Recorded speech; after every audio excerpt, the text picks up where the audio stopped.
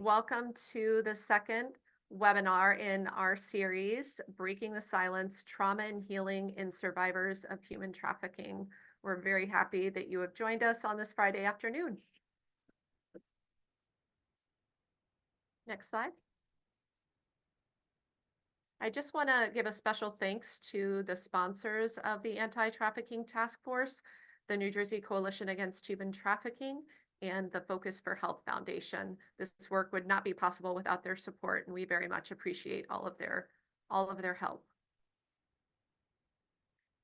Just a quick note about disclosures. All of the faculty and planners for this particular activity have no relevant financial relationships with any ineligible companies and no disclosures to make. And CME, or continuing medical education, has been provided for this event. And all activities have been planned and implemented in accordance with the accreditation requirements and policies of the Medical Society of New Jersey. The New Jersey chapter of the AAP is accredited by the Medical Society of New Jersey to provide these credits for physicians. During today's presentation, we are going to review the red flags of human trafficking in the healthcare setting. We're going to talk a little bit about collaborative care models and the importance of a multidisciplinary approach to care. We're going to talk about how to express empathy and active listening. We're going to talk about gaps in healthcare access for victims and survivors of human trafficking. And we're also going to discuss some of the resources available to victims and survivors of human trafficking. I do want to warn you, some of the content that you will hear is difficult. So do whatever it is you need to do to take care of yourselves. That's really important. So just a reminder for those of you who were not able to join our last session, our last webinar series, the Anti-Trafficking Task Force is part of the NJAAP. And we were able to bring together a really diverse, engaged, and passionate group of people to help us tackle the issue of child trafficking in our state. The task force is a subcommittee of the NJAAP's Adolescent Health Committee, and it's the first of its kind specifically aimed at fighting and preventing child trafficking in the state of New Jersey. It's also the only committee in the chapter with compensated members who have lived experience, which is made possible again through the generous donations from our sponsors. The committee is both survivor-led and survivor-inclusive. Task force leadership includes myself as staff member at the NJAAP, as well as my colleagues, including Lydia Shirley, and co-chairs are Gina Cavallo and Nicole Leopardi. And we have several members who are listed on the screen who have various levels of expertise in this field. Today, we have our presenter panelists, which includes Harold D'Souza, Gina Cavallo, Nicole Leopardi, and Sari Bensonov, and I will be moderating today's session. So I wanted to give you a little bit of bios on each of our presenters. Harold D'Souza is an author, survivor advocate, public speaker, and a member of the NJAAP Anti-Trafficking Task Force. He has earned global recognition for his commitment to combating labor trafficking and advocating for the rights of survivors, including several awards. Harold is co-founder of Eyes Open International, which is a nonprofit organization dedicated to developing prevention efforts through survivor-informed research. And he serves on the Ambassador Advisory Council of the Human Trafficking Commission at the Office of the Ohio Attorney General, David Yost. Nicole Leopardi is a board-certified general pediatrician at the Rowan Virtua Child Abuse Education and Services, or CARES Institute, and also holds an academic appointment of Clinical Associate Professor of Pediatrics at Rowan Virtua School of Osteopathic Medicine. As a founding member of the NJAAP Anti-Trafficking Task Force, she currently serves as the co-chair. Sari Bensonov is an assistant professor of pediatrics and head of adolescent medicine at Rutgers Robert Wood Johnson Medical School. She is passionate about the provision of comprehensive medical care for adolescents and young adults in a safe and supportive environment. Dr. Bensonov is actively involved in the Society for Adolescent Health and Medicine and is a proud member of the World Professional Association for Transgender and the International Association of Eating Disorder Professionals. Gina Cavallo is a leader in the anti-trafficking movement and the founder of We Rise USA. She is a survivor consultant and board vice president for the New Jersey Coalition Against Human Trafficking and serves as a co-chair of the New Jersey chapter of the AAP's Anti-Trafficking Task Force. Gina also serves on the New Jersey Commission of Human Trafficking and has testified on critical policy issues in Washington, D.C. and Trenton, and received the National Liberators Award for Survivor Leaders in 2020. Her first book, A Survivor's Secrets, was published in May 2024, and I have to give a plug for the book. It's absolutely amazing and really gives you a good insight into this world. Now I'm going to pass things over to Dr. Sari Bentonov.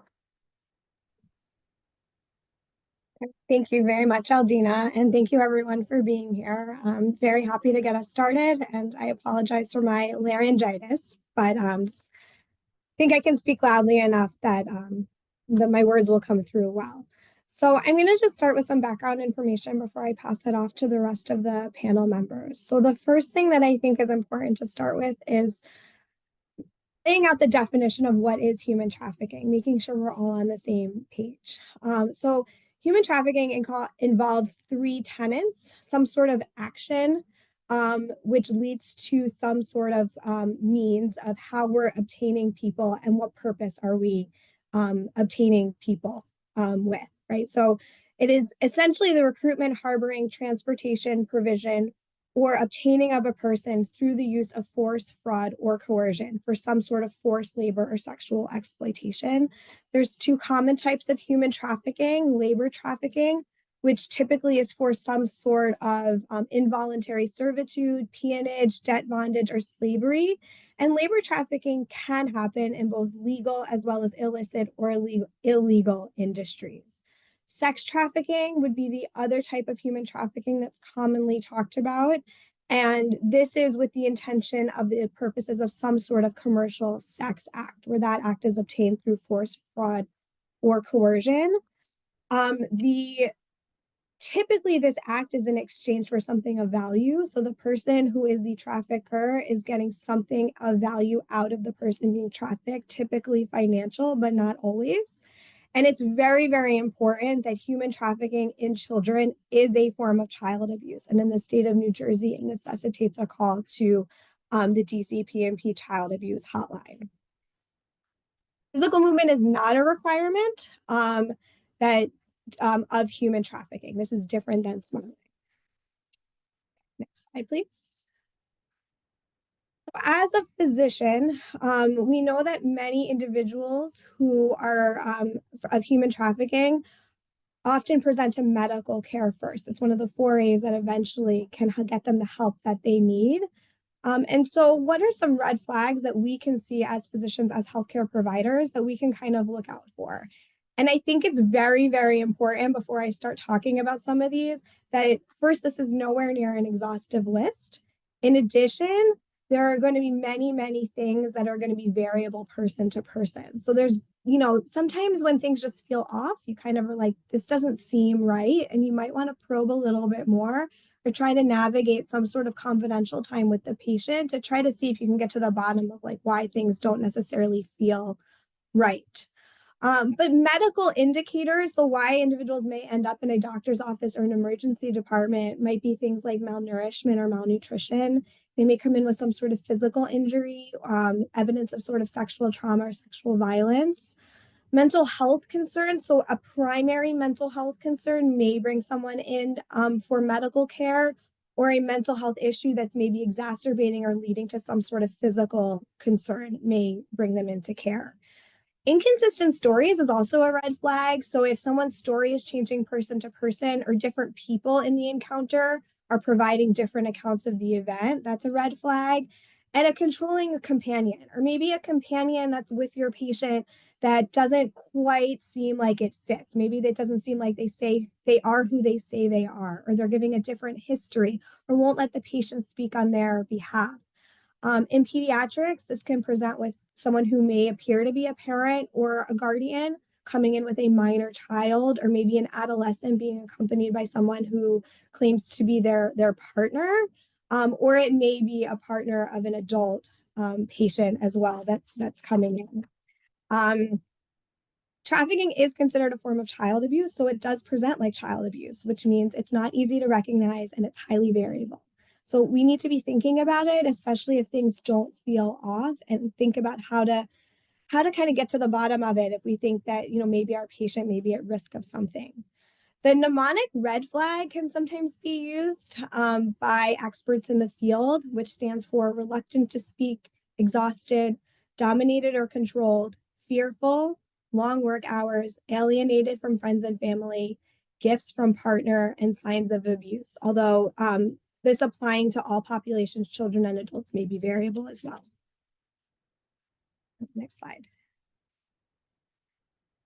So even though individuals may be coming in initially with a medical concern, the approach to survivors and the approach to getting people help if they're ready and want to receive help or able to receive help requires more of like a holistic general approach to care. So not just the physical care that physicians may be providing, but mental health support, physical trauma, physical scars often are on the surface, but the mental health scars definitely run much deeper. Legal aid resources, especially if there's questions about documentation or legal status, and then community resources. We know that health and medical care and mental health care is only one aspect of people feeling whole and people having resources and support that they need. But if they don't have shelter and they don't have food and they don't have a way to bring in income to support their family, then it's very likely they're going to end up back in vulnerable situations, potentially maybe even back in the situation that they were trying to get themselves out of. Partnering with social workers, law enforcement, and a lot of resources, which we're going to share during the presentation, can help just build a network that physicians have access to in order to make sure we're providing the right care for our patients. Next slide, please. So when it comes to setting an environment of how people can talk and start to share their stories when they're ready, we like to talk about empathy and active listening. So as healthcare providers, as physicians, we're very quick to be moving quickly. We're often on the computer. And unfortunately, that's not the right type of clinical setting where you're going to get people to open up if they're feeling scared or feeling vulnerable. So using active listening skills like eye contact, verbal, nonverbal acknowledgements that kind of tell someone that you're listening. I try to sit when I'm seeing patients and look, so we're kind of eye level. I'm looking at them in the eye rather than at my computer to try to get them to feel more comfortable and more at ease. And then expressing empathy, right? Reflecting, validating, expressing concern for how someone's thinking or feeling. Things that I try to teach residents when we're talking about communicating with adolescents or trying to get people to share vulnerable information is it's okay if someone doesn't share everything the first time that you're seeing them, especially if you're lucky enough to be having to have a more of a continuity relationship with your patient. But if you can use these skills and start to break down the barriers and allow them to feel comfortable, then you kind of open the door. And then hopefully with ongoing care and follow-up, next time, maybe they'll be more ready or open to share something with you. And I think that's okay. It's providing that safe space. It's allowing for confidentiality and opening the door for ongoing communication.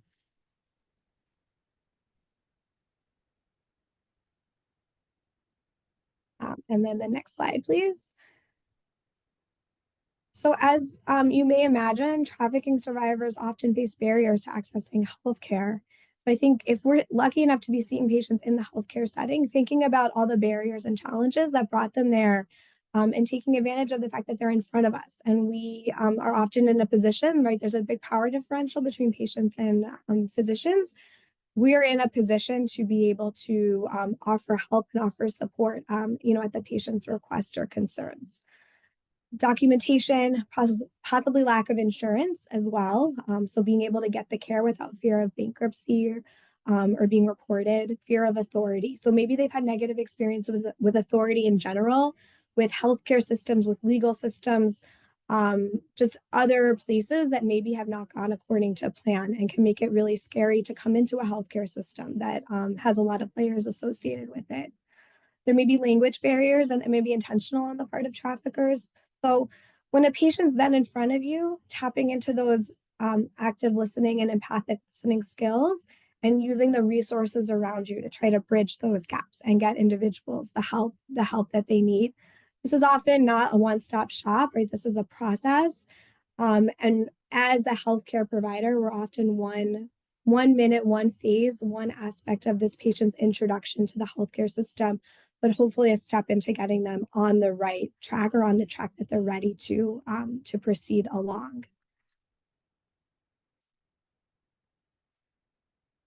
There are many resources available online, both at the state and at the national level. So the New Jersey Coalition Against Human Trafficking has a great website that does have more local resources available for people that are interested in providing resources to individuals. And the next slide. Here's a large list of both national and state resources. We talked about the CARES Institute, which Dr. Leopardi is a part of, as well as the New Jersey chapter of the AAP has many of these resources available through their website. And next slide.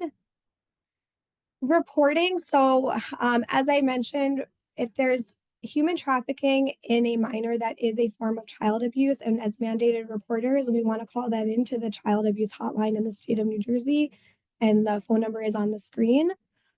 There is a national human trafficking hotline that's also available on the screen. Reporting for adults is optional and requires the consent of the individual before calling. So that's very, very important. As a person, I've definitely seen the hotline posted in places where it's hoping to reach people who need it most. But as healthcare providers, offering the phone number, offering to call, but not calling unless the patient does consent to that phone call being made.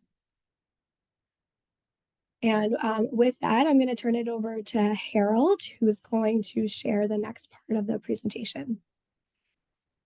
Yeah, thank you, Sari. And friends, thank you for joining in today. I am a survivor of labor trafficking and debt bondage in the United States of America. I just want to share that out of 10 victims, all 10 at least goes once or couple of times to healthcare or to the hospital.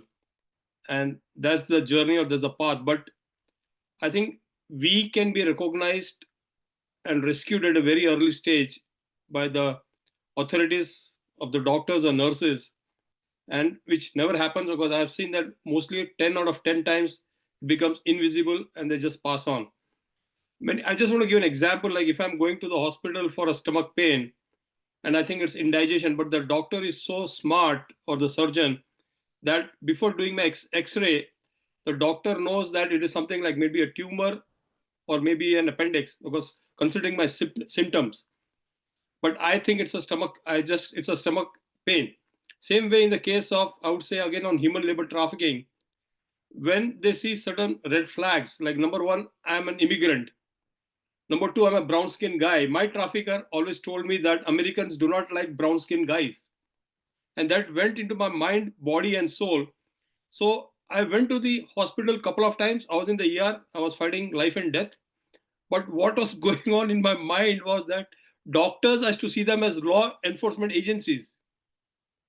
That was what's going on in my mind. I didn't know that they're here to save my life. I thought if they come to know that I do not have any documentation, I could not prove I'm Harold D'Souza. I didn't have an ID. I didn't have medical insurance. And I was not thinking of my life. I thought these people will get me jailed, handcuffed, and deported. And so same thing happen to my family. So always I think like you should be like trauma informed. So what program you are doing right now is very good. My son, I had two boys, both had severe medical complications or issues when they are in school, in elementary school. It could have been recognized by the nurses. We did go to the nurse, we did have medical insurance, and they could not identify that we are victims of human trafficking or labor trafficking. I myself didn't know that I'm a victim of labor trafficking. So many times victims themselves cannot diagnose themselves and go and tell that we are victims of labor trafficking. So that's just the synopsis of what I'm trying to do today. So I think the gap is getting reduced by doing this program. So whenever you see an immigrant, especially in a hospital, and you see that he or she is not well dressed, they're not telling a consistent story for fear of, tell you, like in my case, there was a threat to my 2 kids and to my wife. So I used to always think that if something happens to me, they're gone. And I'll just end on one example, is that my son, younger son, who was just 4 years old, was slapped, a full-fledged slap in front of my own eyes by the trafficker. So there were 5 fingers on his cheeks. But what did he do? He wanted to teach me a lesson. So whatever he says, I do. So that how the fear remains, the psychological fear. But other thing, that my son cried for 180 seconds. Till I go to the graveyard, I always tell that I am a sinner. Because I fell in front of my own son. Because he looked. I didn't act, I didn't react, I didn't respond, I didn't do anything. So that is very, I still can't explain. It's a very helpless, useless situation I was. I fell in front of my own son that my dad is just looking. But I had the fear that if I do something, I didn't know the law, I didn't know the culture.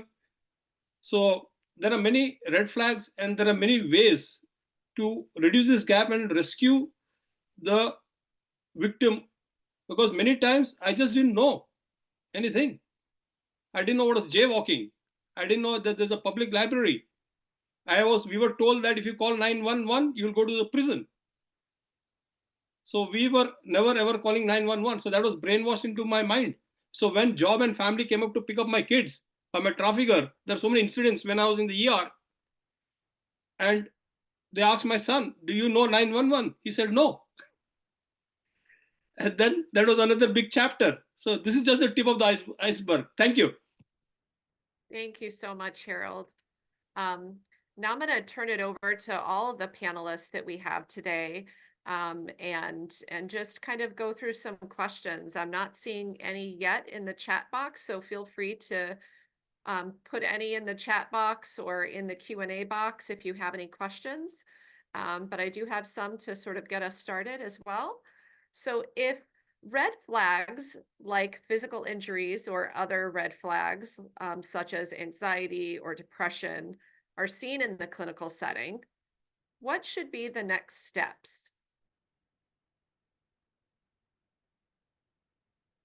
Any of our panelists? So I guess I can start from the adolescent medicine perspective. You know, typically an approach that I take, I like to ask a lot of open-ended questions to kind of, you don't want to feed answers, but you also have I have no idea what caused this injury, right? So very open-ended. Can you tell me what happened here? Is this something that's happened to you before? So just try to get the patient to open up as much as they can about what is going on. When especially when someone comes in with an injury and you worry about, or I may worry about, like the environment that caused the injury, it is kind of like a segue into to asking about safety of the adults in their lives, asking about safety of, their living environment. I think it depends on what setting you're seeing somebody in, your relationship with the patient. I do outpatient and I do longitudinal care. So I tend to get to know my patients pretty well, which I think I'm very lucky about.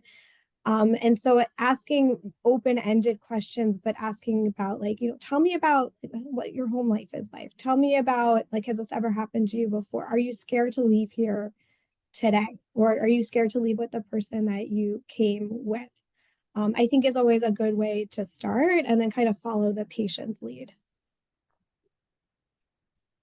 Yeah, I completely agree. One of the tools that I've come across and that I've found really helpful in this area is something called the PAIR tool. Many of you may be familiar with it. And I shift to that because so many questions come up about screening, right? So how do we screen for trafficking? If we're worried, what do we do?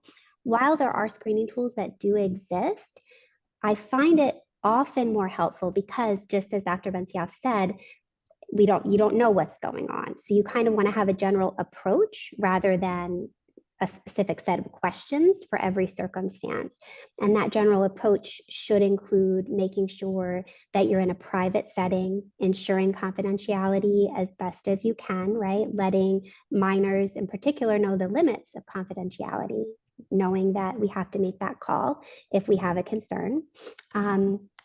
There's also a big component of education, and that education can happen as you're asking questions, right? Because a lot of the role that we have as healthcare providers, it is educating, and it's not easy, but weaving it into the questions, we're hopefully teaching children about, their bodies and safety and consent and building their self-esteem. And that goes into the prevention aspect of our possible interventions for youth that could be either experiencing this or at higher risk.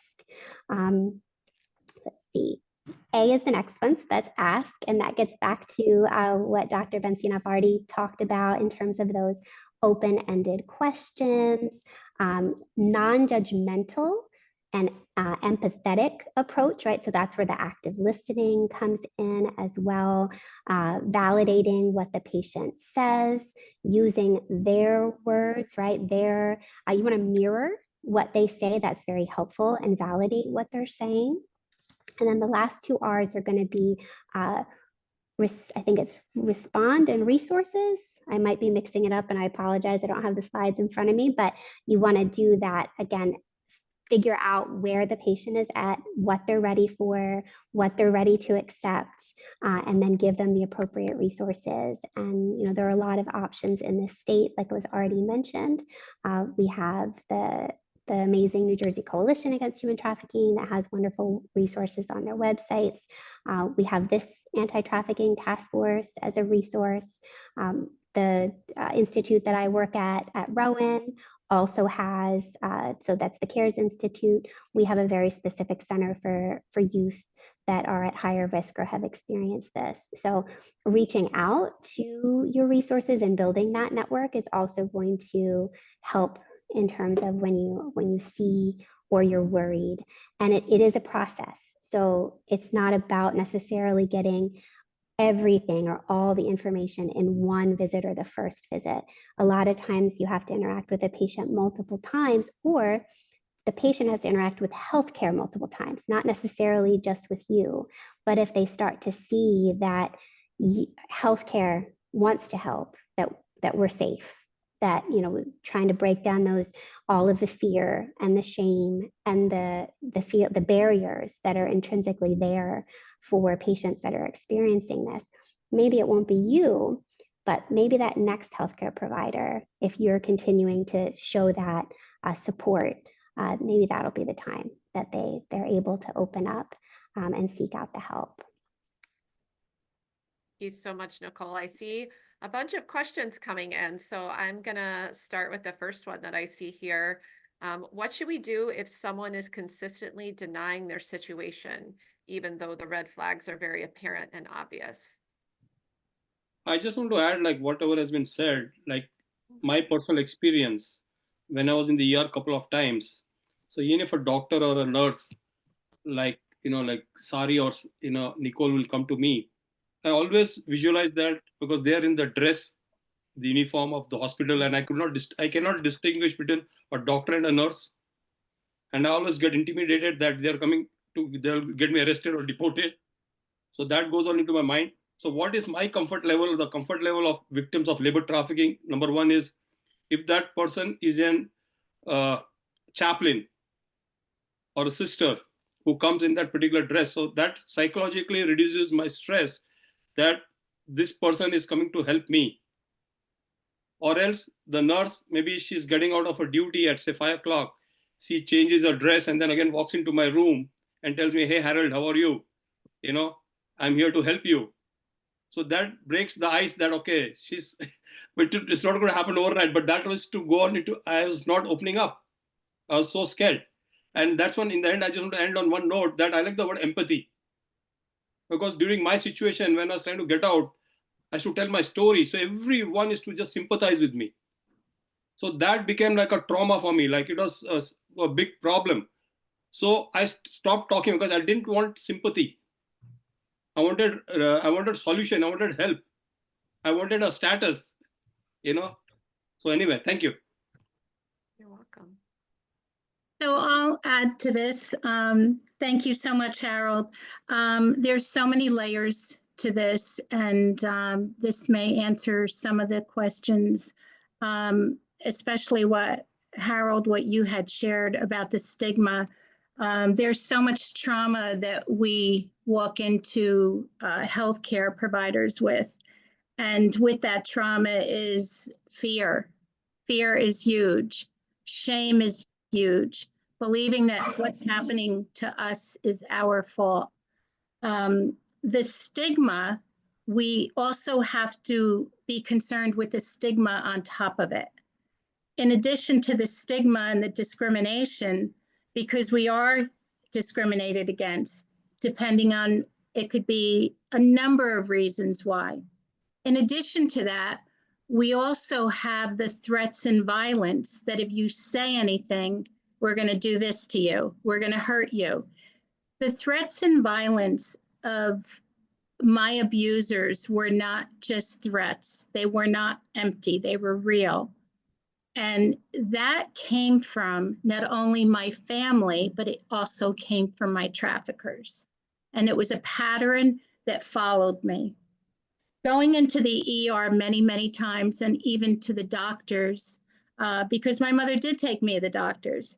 And I also remember one of the abusers hurt me where I was cut and I needed stitches.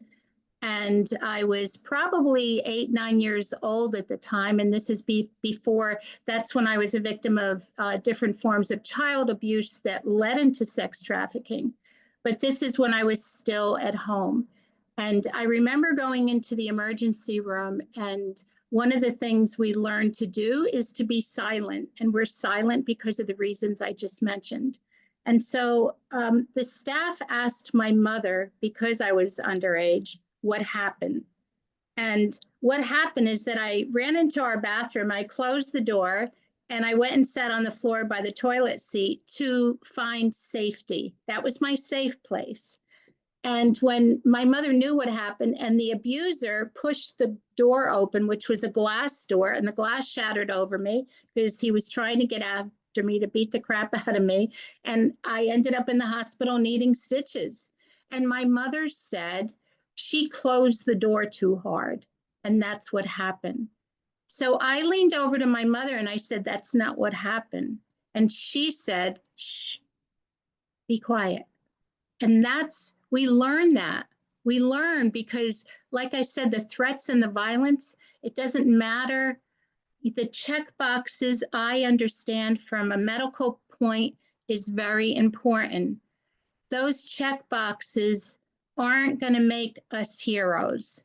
They're not going to make us saving anyone, but we can and will talk about what will help make a difference, to make us feel safe, to be approachable, because you're planting seeds of kindness, like Harold said with the empathy, is so, so important to bring the humanity into this. The check boxes, I understand, are important.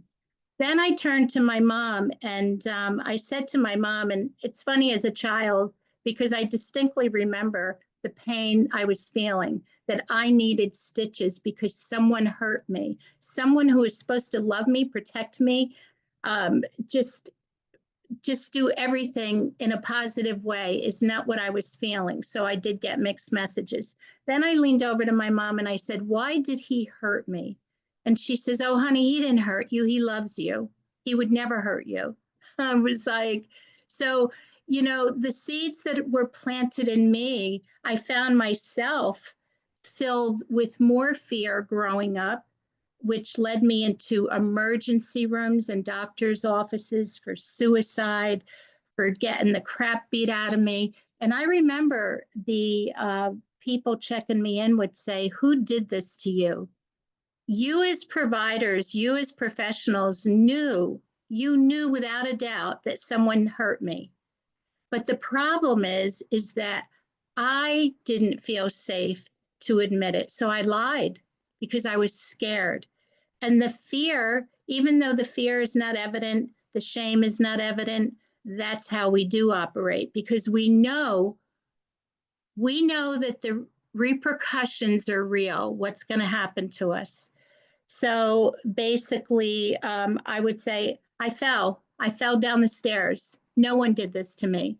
So whether my abusers were with me or not, I protected them, because in some crazy way, I was protecting myself from them.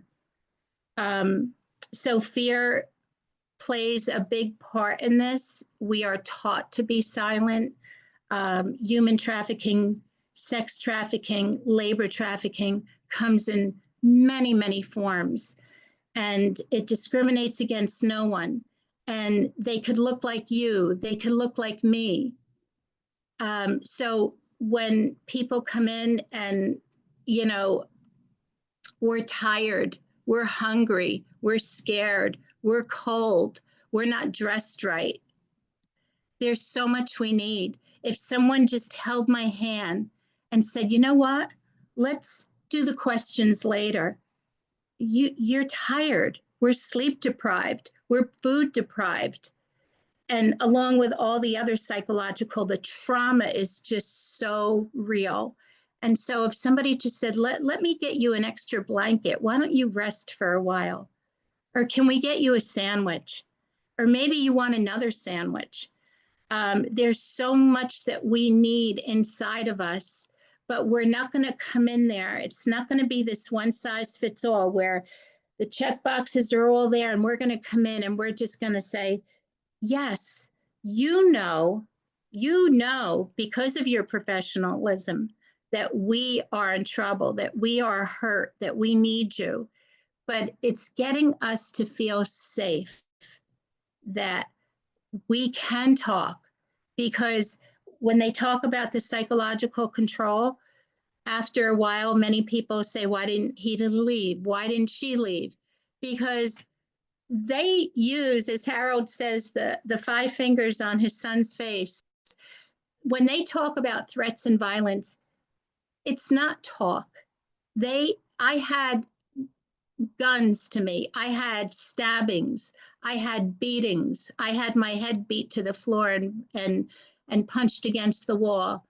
What they do is real, and they do it to just bear us down layer by layer so we begin to comply. And that's when we talk about the other layer of this, which is psychological control. They don't need to beat us anymore because now they have us psychologically.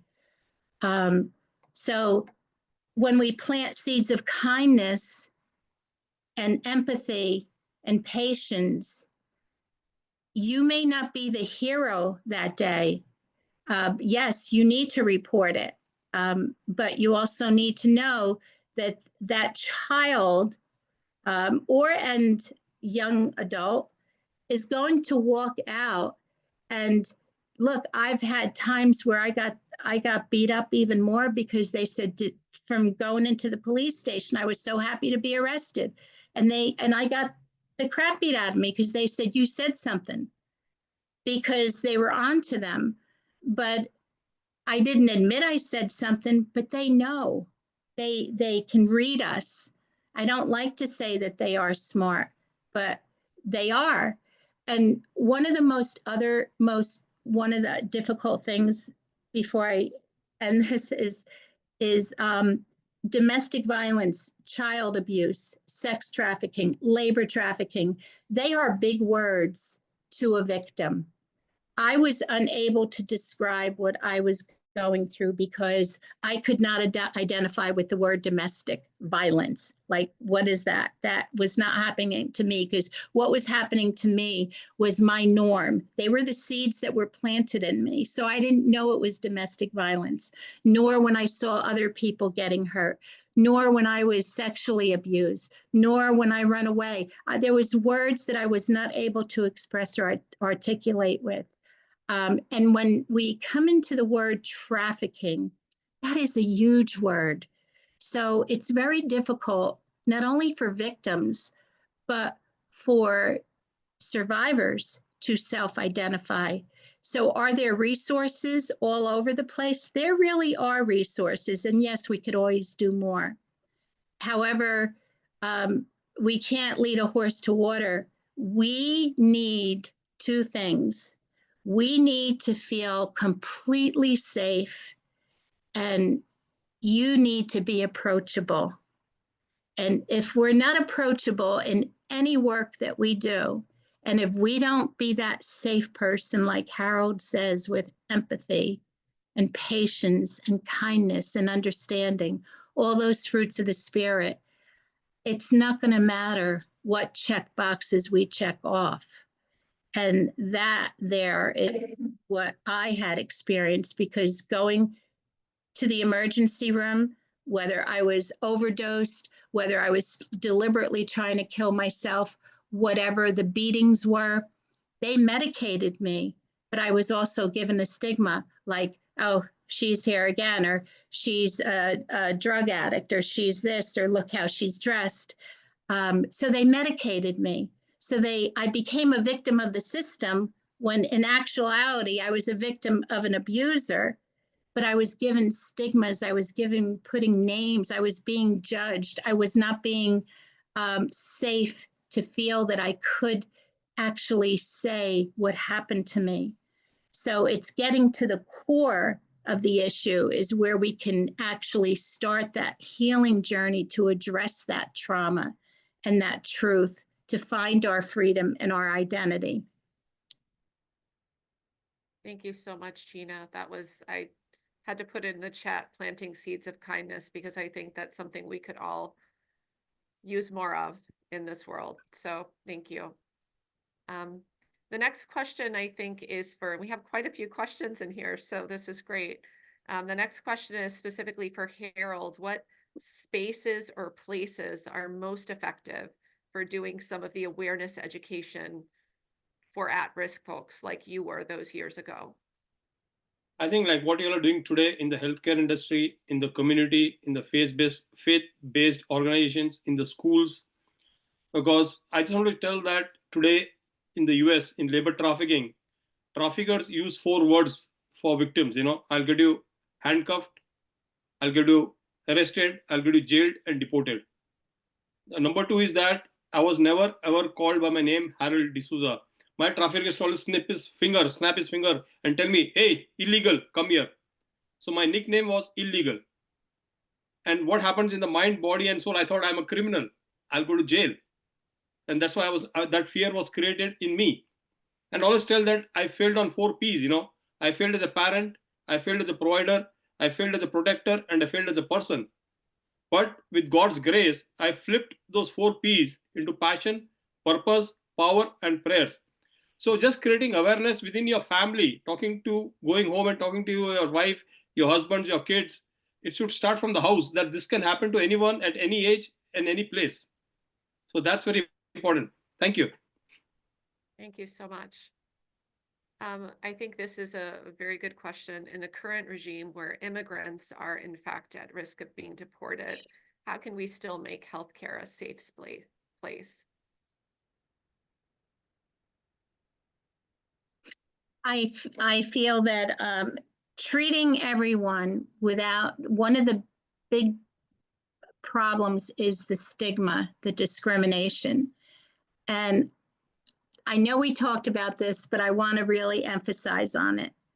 If we can go into this, regardless of which side of the fence you're working on, that regardless of how someone looks and what they're coming in with, whatever baggage they're coming in with, if we could treat everyone equally, with humanity, with dignity, with respect, that will go a long way.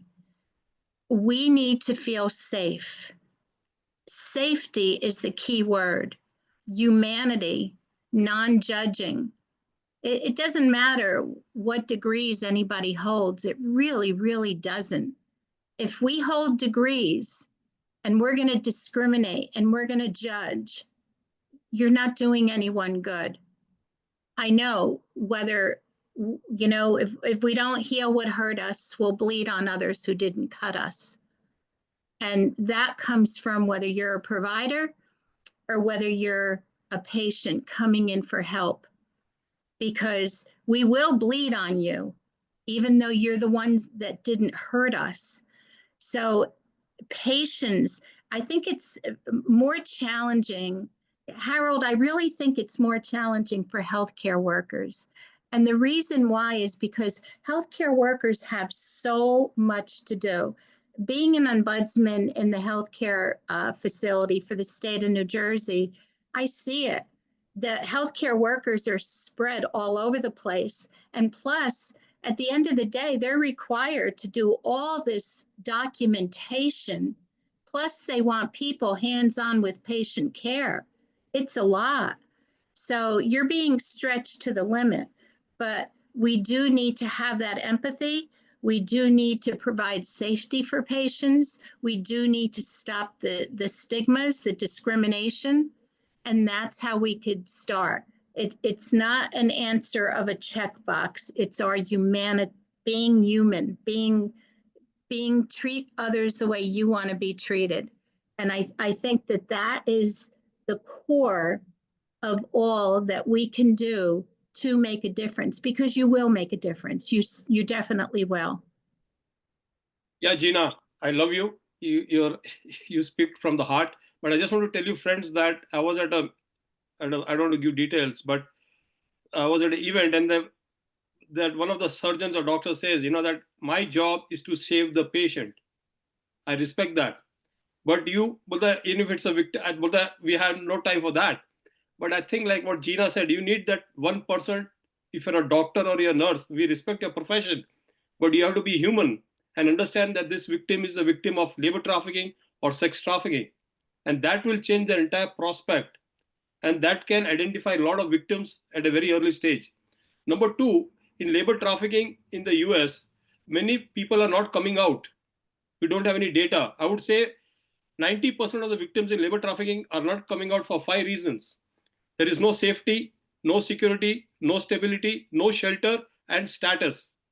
Many people are not aware, like victims, that even if you don't have any documentation on you, but the law enforcement agencies has the power to issue a CP, continued present status, a U visa, a T visa, a permanent residency card, and then eventually a US citizenship. I came to the US legally on an H-1B visa. Everything was destroyed by my trafficker, but the FBI agent walked this path with me to freedom, and today I'm a brand new US citizen. Thank you. And that is so powerful, Harold. Another thing I want to add in there is that victim blaming is so important. That plays on us a lot. And another thing which Harold said earlier that I was able to identify with is that one of the first things when I became a victim of trafficking was that I was given a new identity. And that is the only identity I was able to use. So when we're going into a hospital and we're trying to get the care, whatever that might look like, you don't know what name to use. You don't know who you are. The control that we are under is enormous. And so this is why check boxes are important. But more important is the humanity, because there's a lot to it, more than you can see, even though I'm sure that you can spot it. So when we talk about red flags, for instance, I can walk into a facility and you could say, well, she's definitely a victim. But it's not going to matter. It's not going to matter if I don't self-identify that I'm a victim. Thank you. We do have a lot of questions in the chat. I'm also paying attention to the time and want to give Harold a chance to sort of wrap us up. There's just a comment that I wanted to share that's in the chat that I think is really important. It says, it seems that there is a challenge in talking about a situation is not okay without making your patient hear there's something wrong with you. And that, I think, is one of the challenges in healthcare, right? So I don't know if anyone wants to sort of comment on that, but thought that would be an important thing to talk through.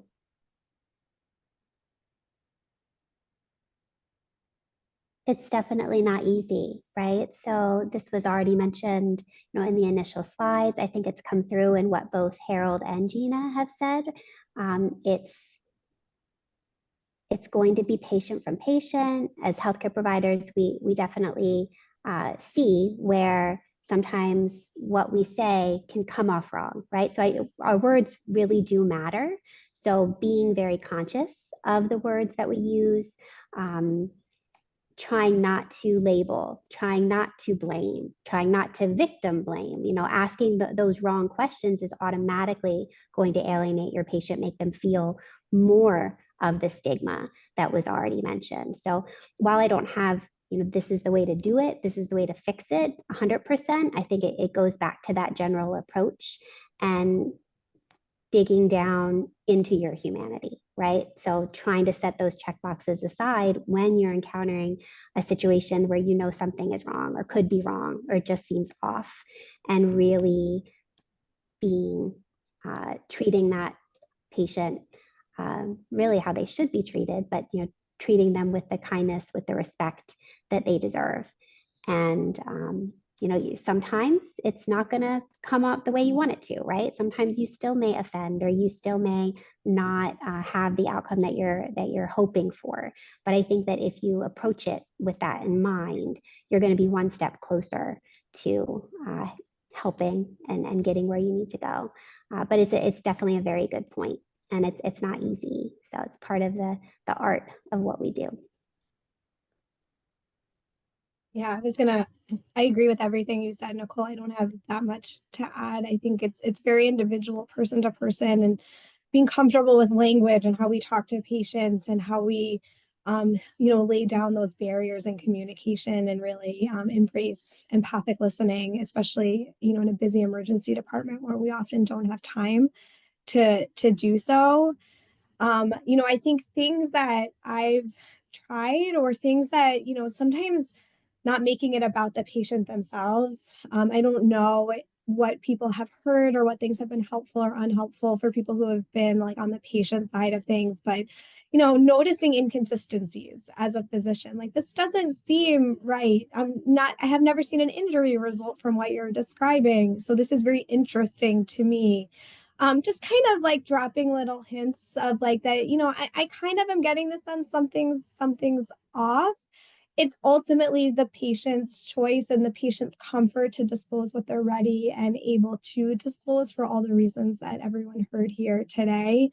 But kind of trying to express concerns either about what I'm hearing or the degree of injury, or, what brought them in that maybe just seems a little bit off, without trying to place, of course, victim blaming or have it come off in the wrong way, which is definitely an art, not a science. Thank you so much. Okay, well, thank you so much to all of our panelists. I really do appreciate that. We are going to transfer back to the slide deck. And I think Harold will let you sort of wrap us up, and then I'll go through the final few slides. Yeah, I just want to add is that, like what Gina said, victims of human trafficking are starving, hungry, of only three things. That's love, love, and love. Because we have been abused so much every second, every minute, every hour, that trauma has no expiration date. And like what Gina rightly said, I still remember this American lady who held my hand for the first time, like first American lady who held my hand and told me, Harold, you will die. You need to involve your wife. I can't imagine this happened to you. And when she's talking to me, I'm looking that she touched me, and that was so healing. Like I said, oh my God, like, so people can touch me, because I was abused so much that I smell, I stink, and I thought I was untouchable. So these are many factors that can transform the life from a victim to a survivor. And most important, friends, I want that every survivor should be a thriver. We cannot stigmatize, oh, he or she is a survivor, so she cannot live her dreams. So every survivor or victim is born with a dream or a passion. in the end, I would like to end on one note, is that whenever you come across any victim or a survivor, please recommend them for counseling. Counseling is a must. I was strongly recommended by my FBI agent to go for counseling, which I was totally against. But eventually I went for counseling since I had no choice. After 6 months, my counselor, who was half my age, American lady, told me, Harold, why are you saying that you are illegal? One word, 1 second changed my life. She told me, Harold, you're not illegal, you're undocumented. I said, oh my God, so I'll not go to prison. I don't, but these are small words. So, and then whenever you see a victim or a survivor, call him or her by her name, and that makes that person feel very, very good because they were abused so much. So thank you very much. I would request my friend Gina to add something to my conclusion. Thank you. Thank you, Harold. Harold, you pretty much said it all. I would say kindness goes a long way. Don't look down at us. Don't judge us. We are hungry. We are angry. We are lonely. We are tired. We're scared. We're ashamed. We're confused. We are traumatized. So this is not a one size fits all. We have a lot of things going on. Please, you're welcome to pick up my book, A Survivor's Secrets. There's a lot of great resources in there. It'll help answer a lot of questions, since there's a lot of layers to this, and we don't have that time to go through it all. And we also have a lot of things coming up through the New Jersey Coalition Against Human Trafficking. We have a law enforcement conference coming up April 1st and 2nd for all professionals, for healthcare, for social workers, for teachers, police and educators and legislators. There's going to be keynote survivors with different lived experiences coming throughout the United States that are experts. You can hear more about this, people from different entities that'll be there representing. You can find it on our website, safernj.org, along with the New Jersey Academy of Pediatrics Task Force Against Trafficking. There's a lot we're doing to raise awareness and bring education and light to this horrendous crime. So thank you so much. Thank you so much, Gina and Harold. Can you hear me okay? Can you all hear me okay? Okay, excellent.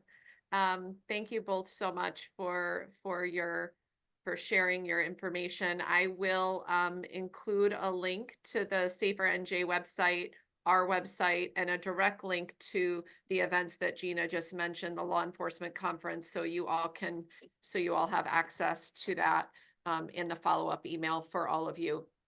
Dina, I just want to mention one more thing. Sure. I want the listeners to know one important thing. We at the American Academy of Pediatrics Task Force Against Trafficking, the New Jersey Coalition Against Human Trafficking, there's one thing we do, and we're very cognitive and aware of it. We use different lived experience experts because it's important you don't hear from one or two or three people.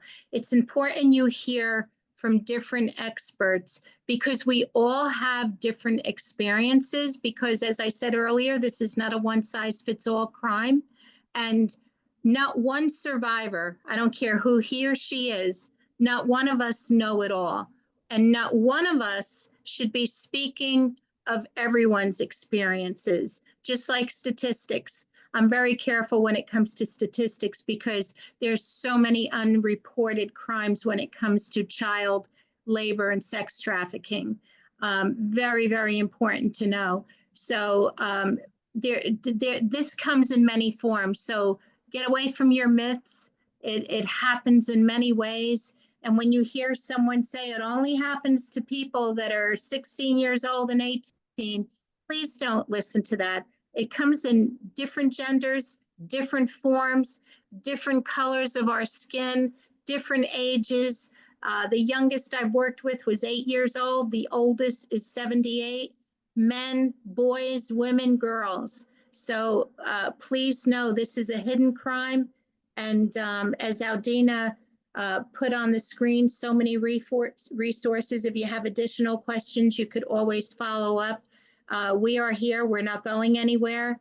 And we thank you, Aldina, and all of you, Lydia and everyone here. Sorry. And Nicole, thank you for having Harold and myself and hearing us and seeing us. It's really important to continue to expose this conversation and bring it to the light. Thank you so much, Gina. That was perfect.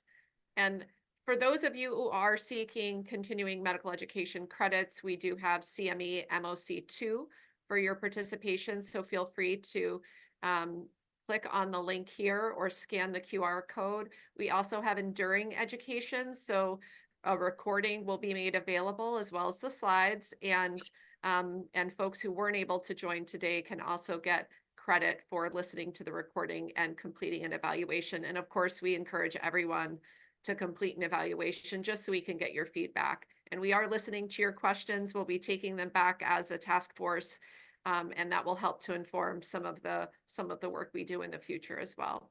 So thank you so much to everyone for participating, and have a wonderful weekend.